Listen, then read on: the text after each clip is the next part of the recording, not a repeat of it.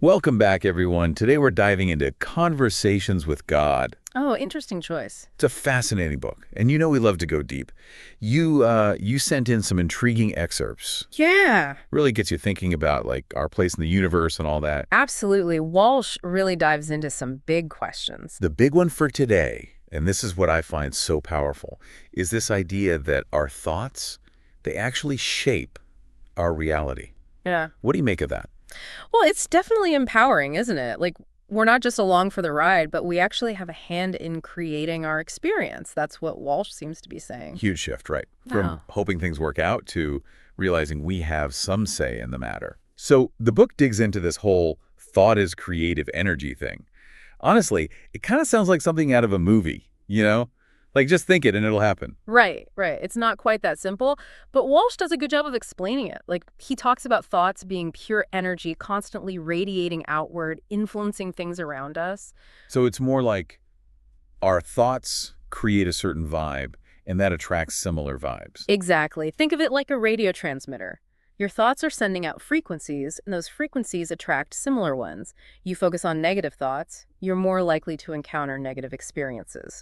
So that's where the whole like attracts like thing comes in, the law of attraction. Precisely. And the book talks about this, the danger of constantly focusing on what we don't want, because we might actually be inviting more of it. Whoa, that's a bit unsettling when you put it that way. It can be. He gives this really striking example, talks about societies crippled by fear, and how those fears often become their reality. That's kind of scary when you think about it. Like we all have those moments where you dwell on something you're afraid of and then bam, it happens. Right. And that's precisely why he stresses becoming aware of our thoughts. Like, that's the first step in harnessing their power. Right. Rhoda. Yep. Absolutely. It's like Yeah. we have this incredible power within us, but most of the time we're totally clueless about it. Like a kid with, I don't know, a laser pointer. Perfect analogy. We need to learn how to aim that thing. Yeah. So there's this part in the book where Walsh talks about affirmations, like Mhm. saying, I want something. But it doesn't always seem to work. Right. And God challenges him on this. Says he needs to shift from wanting to having. What's that all about? It's a subtle but powerful shift in thinking. He emphasizes aligning our thoughts, words, and actions. It's not enough to just say we want something.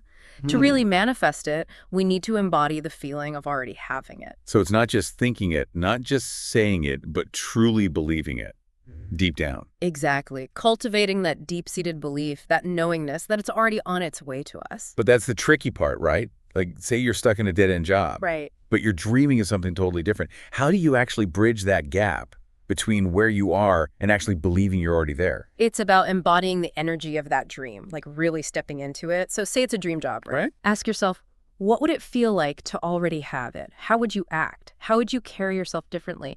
You start bringing those feelings, those actions into the present moment. Instead of just faking it till you make it, it's more Feeling it till you're living it. Yes, exactly. And Walsh talks about this, the importance of sincerity. We can't just trick ourselves into believing something that isn't real. It's about aligning like our inner and outer worlds. And this whole idea, it ties back to something that really struck me in the book about gratitude.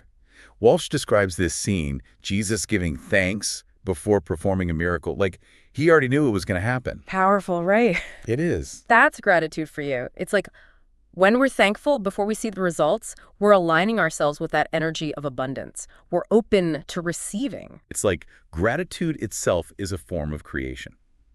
Wow. So speaking of creation, Walsh outlines these 10 steps for creation. They seem kind of simple when you first read them. Are they really the secret sauce, you think? Well, they definitely offer a practical framework You know. for understanding and then actually using this creative power we all have. Okay, so they're a good starting point. Absolutely. And one that really stands out to me is clarity. Walsh is adamant about this. Yeah. We need to be crystal clear about what we want. Because the universe, it responds to the energy of our intentions. So no more vague wishes. We got to be specific. Exactly. It's like placing an order right. And that's where visualization comes in. We don't just think it, we see it vividly, engaging all our senses, like we're giving the universe a blueprint. And when we combine that with affirmations, with actually saying those desires out loud, we amplify that energy. We're putting it out there. Creating this like force field of intention. Yes. And then comes action, which Walsh emphasizes is crucial. It's not enough to just think and visualize. We have to meet the universe halfway, take those inspired steps. The universe helps those who help themselves. Yeah. Like, it's one thing to dream about writing a book, Right. but it's a whole other thing to actually sit down and write it. Exactly. Action shows commitment, and it allows for those synchronicities, those amazing coincidences to happen. Okay, so we're talking about a realignment. Thoughts, beliefs, words, actions, all working together. It's about consciously creating our reality instead of just hoping for the best. Makes you wonder, though, if it's this simple, why isn't everyone, like, living the dream? Right. $1 million question. What's the catch? Well, the thing is, we're always creating our reality, whether we're aware of it or not. The key is that awareness, right? Choosing what we focus on. It's like, we have the power, but we're kind of using it on autopilot. Exactly. Yeah. Creating by default instead of design. So it's about waking up, taking the reins, and it starts with noticing those thoughts. Are they stuck in worry, in lack, or are we cultivating gratitude, abundance, possibility? Awareness is huge. Yeah. I'm really seeing that now. Paying attention to that inner voice, making conscious choices about where our energy goes. Absolutely. That's where the rubber meets the road. Because understanding it is one thing, but actually living it consistently, that's the real work. Yeah, those old thought patterns, they die hard. They do. They do. So for someone listening, feeling inspired, but maybe a little overwhelmed, what's one thing they can start doing today to put this into practice? Start small. Identify one negative thought that just keeps coming up, like, I'm not good enough, or, I can't afford that. Something specific, and then consciously replace it. Every time it pops up, swap it out for something positive, empowering. Like retraining our minds, building those mental muscles. That's it. It takes time, it takes effort, but it's so worth it. Wow, this has been amazing. Really makes you think. So, as we wrap up, here's something for everyone to ponder. If our thoughts can shape our own realities, imagine what we could do if we focused that power together. Collectively, peace, love, understanding. What kind of world could we create? It's something to reflect on as you explore conversations with God. Thanks for joining us for this deep dive. Until next time, keep those creative sparks flying.